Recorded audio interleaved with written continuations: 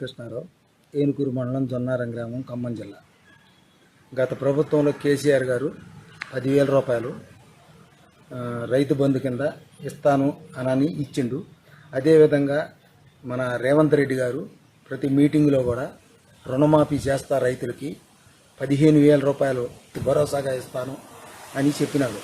అదేవిధంగా మేమందరం రైతులు నమ్మి రేవంత్ రెడ్డి గారు ప్రతి మీటింగ్కి పోయి అది విన్న తర్వాత రేవంత్ రెడ్డి గారికి మేమందరం ఓట్లేసి ప్రభుత్వం వచ్చిన తర్వాత రైతు రుణమాఫీ అనేది చేయలేదు. ఈ రోజు వరకు మాకు రైతు భరోసా ఇవ్వలేదు, రైతు బంధు ఇవ్వలేదు. రేవంత్ రెడ్డి గారు ప్రభుత్వం వస్తే ఈ రోజున మమ్మల్ని నానా కష్టాలు పెడతాడు రేవంత్ రెడ్డి గారు. పేరు కుమారస్వామి, మాది వర్ధంపేట మండలం, ఇల్లన్న గ్రామం. గతంలో రైతు భరోసా కార్యక్రమం ఈ ప్రభుత్వం తీసుకున్నది. కానీ ఈ ప్రభుత్వం ఆ భరోసా కార్యక్రమాన్ని అటకెక్కించింది. ఎందుకంటే గత ప్రభుత్వం ఉన్నప్పుడు రైతు బంధు కింద ప్రతి పంటకు, అటు వానకాలం కానీ ఇటు యాసింగ్ పంటకు 5,000 రూపాయలు పెట్టుబడి ఇచ్చేది.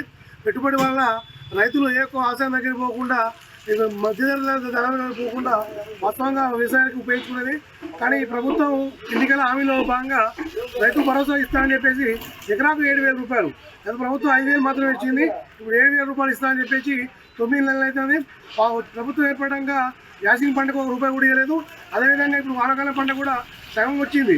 ఆయన కూడా ఇప్పటివరకు రైతు కూడా ₹1 కూడా భరోసా ఇవ్వలేదు. ప్రభుత్వం ఉన్నప్పుడు వ్యవసాయం అంటే పండుగ అనే విధంగా తీసుకొచ్చిన కేసీఆర్ ప్రభుత్వాన్ని ఇంకా పెద్దగా చేస్తారు, రైతుకు ఎన్నో కార్యక్రమాలు ఇచ్చిందని చెప్పిన ఈ ప్రభుత్వం నిండా ముంచింది. అదేవిధంగా మొన్న విషయాలైతే రుణమాఫీ కూడా 2 లక్షల వరకు రైతుకు రుణమాఫీ చేస్తామని చెప్పేసి కూడా చాలా వరకు అస్తావ్యస్తంగా చేసింది.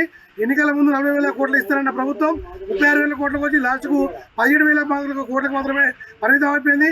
దీనివల్ల చాలా మంది రైతులు వాస్తవంగా గ్రామాలలో చూస్తే రైతులు ఈ పడిన పంటలతోని, అతివృష్టితోని, ఎక్కువ వర్షాలు పడడం వల్ల కొట్టకపోయి అటు పంట నష్టాలైనాయి. ఇటు రైతులు భరోసా లేక అటు పంటలు పండక చాలా మంది రైతులు ఇబ్బంది పడుతున్నారు.